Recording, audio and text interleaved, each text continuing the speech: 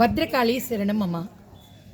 హన్మకొండ జిల్లా వరంగల్ మహానగరంలో శ్రీ భద్రకాళి అమ్మవారి దేవస్థానం. మరి అతి పురాతనమైన చారిత్రాత్మక ప్రాధాన్యత కలిగిన దేవాలయం ఇది.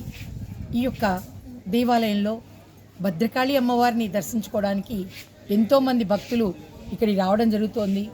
మరి వారందరూ కూడా ఈ ఎండాకాలం వేళ మరి ఇబ్బంది పడకుండా ఉండడానికి నిండుగా చలువ పందిళ్ళు వేసి వాళ్ళ కాళ్ళకు ఇబ్బంది కలగకుండా, వాళ్ళకి ఎండ తగలకుండా ఉండే విధంగా మరి చలువ పందిళ్ళు వేయడం జరిగింది.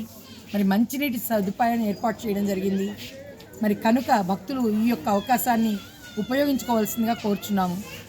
మరి ప్రతి ఒక్కరూ కూడా అమ్మవారిని ప్రశాంతంగా దర్శించుకొని ప్రసాదములు తినుకుంటూ ఎంతోమంది ఇక్కడ కూర్చొని మరి ఈ యొక్క అమ్మవారిని తలుచుకుంటూ ఈ చలువ పందిళ్ళ కింద ఉండడం జరుగుతోంది.